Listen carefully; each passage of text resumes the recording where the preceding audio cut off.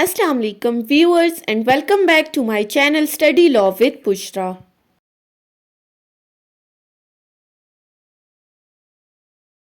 So in today's video we are going to discuss section 27A of Specific Relief Act 1877. But before starting the discussion, I request you all to please subscribe to my channel and don't forget to press the bell icon for latest updates. Do share this video with your friends and don't forget to comment your feedback. So let's move towards the discussion. Section 27A of Specific Relief Act deals with specific performance in case of part performance of a contract of lease. अब ये section किस बारे में बात करता है? किसी भी कॉन्ट्रैक्ट ऑफ लीज की परफॉर्मेंस से रिलेटेड. अब सेक्शन 27A को हम देखें तो सेक्शन 27A क्या कहता है? Subject to the provisions of this chapter where a contract to lease immovable property is made in writing signed by the parties thereto और ऑन देयर बिहाफ. कि इस चैप्टर की प्रोविजंस के according जहां पर कोई कॉन्ट्रैक्ट ऑफ लीज किया गया है किसी भी इमूवेबल प्रॉपर्टी से रिलेटेड और दोनों पार्टीज ने उस कॉन्ट्रैक्ट को रिटन फॉर्म में लाया है, मीन्स टू से कि उन्होंने वो कॉन्ट्रैक्ट इन राइटिंग कर लिया है और रिटन फॉर्म में आने के बाद दोनों पार्टीज ने उस कॉन्ट्रैक्ट के ऊपर अपने सिग्नेचर्स किए हैं. अब यहाँ पर लिखा है या तो पार्टीज ने खुद सिग्नेचर्स किए हैं उस कॉन्ट्रैक्ट के ऊपर या उनके बिहाफ पर उनके किसी रिप्रेजेंटेटिव ने इस कॉन्ट्रैक्ट को साइन किया है. फिर फर्दर क्या कहा है? ईच पार्टी में notwithstanding that the contract though required to be registered has not been registered sue the other for specific performance of the contract if के इस कॉन्ट्रैक्ट को जिसको रजिस्टर करवाना ज़रूरी था लेकिन उन्होंने इस कॉन्ट्रैक्ट की रजिस्ट्रेशन नहीं करवाई. अब अगर आपको याद हो तो हमने रजिस्ट्रेशन एक्ट 1908 के सेक्शन 17 में पढ़ा था कि हर वो कॉन्ट्रैक्ट ऑफ लीज जो किसी इमूवेबल प्रॉपर्टी से रिलेटेड किया गया है उसको रजिस्टर करवाना ज़रूरी है. सेक्शन 17 में हमने एक लिस्ट पढ़ी थी कि कौन कौन से कॉन्ट्रैक्ट को रजिस्टर करवाना चाहिए, तो उसमें एक क्लॉज कॉन्ट्रैक्ट ऑफ लीज से मुतालिक भी थी, यानी कि जिसको रजिस्टर करवाना ज़रूरी था लेकिन उन पार्टीज ने उनको रजिस्टर नहीं कराया, उसके बावजूद कोई भी पार्टी दूसरी पार्टी को सू कर सकती है for specific performance in case where part performance is done. मतलब अभी तक सेक्शन 27A क्या कहता है कि जहां पर दो पार्टीज के दरमियान इमूवेबल प्रॉपर्टी से रिलेटेड कोई कॉन्ट्रैक्ट ऑफ लीज हुआ है, दोनों पार्टीज ने उस पर अपने सिग्नेचर किए उसको रिटन फॉर्म में लाने के बाद, और उस कॉन्ट्रैक्ट को दो रजिस्टर करवाना ज़रूरी था लेकिन उसको रजिस्टर नहीं करवाया गया, उसके बावजूद एक पार्टी दूसरी पार्टी के अगेंस्ट सूट फाइल कर सकती है स्पेसिफिक परफॉर्मेंस से रिलेटेड अगर कोई पार्ट परफॉर्मेंस हो गई है. अब आगे दो सिचुएशंस बताई गई हैं कि कौन कौन कर सकता है. Number 1, where the specific performance is claimed by the lessor he has delivered the possession of property to lease in part performance of contract.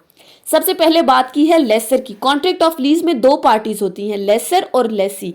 Laser कौन है? The landlord who has given his land और property on lease. जिसने lease पर अपनी property दी है वो suit file कर सकता है. किस सिचुएशन में?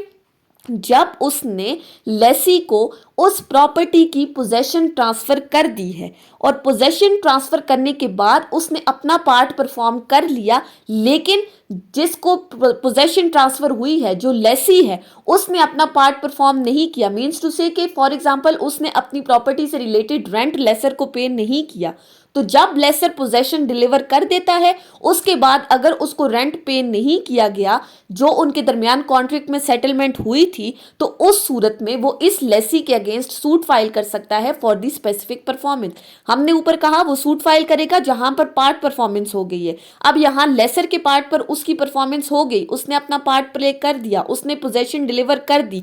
जब लेसी अपना पार्ट परफॉर्म नहीं करेगा तो फिर उसके अगेंस्ट स्पेसिफिक परफॉर्मेंस का सूट फाइल किया जा सकता है. अब दूसरी सिचुएशन में आ जाए. दूसरी क्लॉज क्या कहती है? Where the specific performance is claimed by the lessee. अब यहां पर लेसी की तरफ से अगर सूट फाइल होता है, who is lessee? Lessee is the tenant who has been given the property on lease. जिसको लीज पर कोई प्रॉपर्टी दी गई है जो कि टेनेंट है. अब ये क्लॉज कहती है कि जहां पर लेसी की तरफ से स्पेसिफिक परफॉर्मेंस का सूट फाइल किया गया है, he has in part performance of the contract taken the possession of the property, और part performance of the contract में उसे प्रॉपर्टी की पोजेशन दे दी गई है, और बीइंग ऑलरेडी इन पोजेशन, या फिर ऑलरेडी उसके पास उस प्रॉपर्टी से रिलेटेड पोजेशन थी, continues in possession in part performance of the contract and has done some act in furtherance of the contract. अब ये क्लॉज सिंपली कहती है कि जहां पर लेसी अगर स्पेसिफिक परफॉर्मेंस का सूट फाइल करता है लेसर के अगेंस्ट, अब लेसी कब सूट फाइल कर सकता है? फॉर एग्जाम्पल, जब लेसर और लेसी ने दोनों पार्टीज ने आपस में कॉन्ट्रैक्ट किया, तो उन्होंने कॉन्ट्रैक्ट किया कि 1 साल तक लेसर अपनी प्रॉपर्टी लीज पर देगा लेसी को। अब ये कॉन्ट्रैक्ट उन्होंने इन राइटिंग कर लिया, लेकिन इस कॉन्ट्रैक्ट के साथ साथ मजीद उन्होंने ये भी लिखा कि जब 1 साल का टाइम पीरियड पूरा हो जाएगा तो उसके बाद ये कॉन्ट्रैक्ट फर्दर एक्सटेंड कर दिया जाएगा लेसर की तरफ से। लेट से हम अज्यूम कर लेते हैं कि ये उनके दरमियान कॉन्ट्रैक्ट हुआ था इस क्लॉज को समझने के लिए, लेकिन जब लेसी ने अपना पार्ट परफॉर्म कर लिया, मीन्स टू से 1 साल तक वो लेसर को रेंट पे करता गया, जब 1 साल का टाइम पीरियड गुजर गया तो अब मजीद इस कॉन्ट्रैक्ट की एक्सटेंशन होनी थी, लेकिन लेसर इस कॉन्ट्रैक्ट को एक्सटेंड करने से इनकार कर देता है, उसने अपने पार्ट पर अपनी परफॉर्मेंस नहीं की। तो ऐसी सूरत में ये लेसी उसके अगेंस्ट सूट फाइल कर सकता है स्पेसिफिक परफॉर्मेंस से रिलेटेड कि ये बंदा अपना पार्ट परफॉर्म करे। पहले पार्ट में हमने क्या कहा? लेसर ने लेसी के अगेंस्ट सूट फाइल किया। ये क्लॉज कहती है जहां पर लेसी सूट फाइल करता है स्पेसिफिक परफॉर्मेंस का लेसर के अगेंस्ट। अब ये 2 सिचुएशंस तो क्लियर हो गई कि कॉन्ट्रैक्ट ऑफ लीज से रिलेटेड कोई भी पार्टी सूट फाइल कर सकती है स्पेसिफिक परफॉर्मेंस से रिलेटेड जहां पर पार्ट परफॉर्मेंस हो गई है। अब मजीद इस सेक्शन में जाएं तो एक प्रोवाइजो ऐड की गई है, और वो प्रोवाइजो क्या कहती है? Nothing in this section shall effects the right of transferee for consideration who has no notice of the contract और of the part performance thereof. अब ये प्रोवाइजो कहती है कि इस सेक्शन के according rights of the transferee effect नहीं होंगे। कौन से ट्रांसफरी के राइट्स इफेक्ट नहीं होंगे? जिसने किसी कॉन्ट्रैक्ट के अंदर इन्वेस्टमेंट की है और उसको इस कॉन्ट्रैक्ट के बारे में नोटिस नहीं है, ना ही उसको कॉन्ट्रैक्ट से मुतालिक किसी किस्म का कोई नॉलेज है। नॉलेज किससे मुतालिक? उस कॉन्ट्रैक्ट की पार्ट परफॉर्मेंस से रिलेटेड। सो सिंपली जहां पर किसी ट्रांसफरी को कॉन्ट्रैक्ट के बारे में कोई नोटिस नहीं है, ना ही उसे कॉन्ट्रैक्ट की पार्ट परफॉर्मेंस के बारे में किसी किस्म का कोई नॉलेज है, तो ये सेक्शन उस ट्रांसफरी के राइट्स को अफेक्ट नहीं करेगा। ये सेक्शन उस ट्रांसफरी पर अप्लाई नहीं होगा जहां पर उसे कॉन्ट्रैक्ट के बारे में बिल्कुल कुछ पता ही नहीं है, ना ही कॉन्ट्रैक्ट से रिलेटेड कोई अगर पार्ट परफॉर्मेंस हुई है तो उसके बारे में उसको कोई नॉलेज है। सो सेक्शन 27A में अभी तक हमने क्या बात की?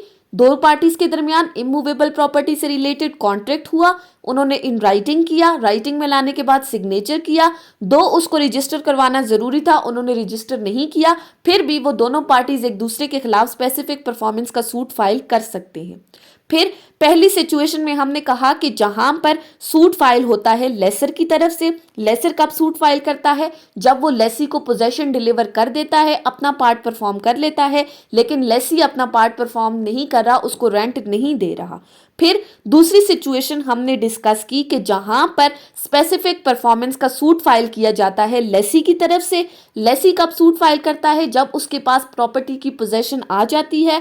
पोजेशन आने के बाद जब उन दोनों के दरमियान किसी किस्म की कोई सेटलमेंट हुई थी, कोई कॉन्ट्रैक्ट की एक्सटेंशन से मुतालिक बात हुई थी, या कोई भी कॉन्ट्रैक्ट हुआ था और लेसर अपना पार्ट परफॉर्म नहीं कर रहा, तो ऐसी सूरत में लेसी भी लेसर के खिलाफ सूट फाइल कर सकता है। फिर हमने प्रोवाइजो में बात की कि ये सेक्शन उस ट्रांसफरी के राइट्स को इफेक्ट नहीं करता जिसको कॉन्ट्रैक्ट के बारे में किसी किस्म का कोई नोटिस नहीं है, ना ही उसे कॉन्ट्रैक्ट की पार्ट परफॉर्मेंस से रिलेटेड कोई नॉलेज है।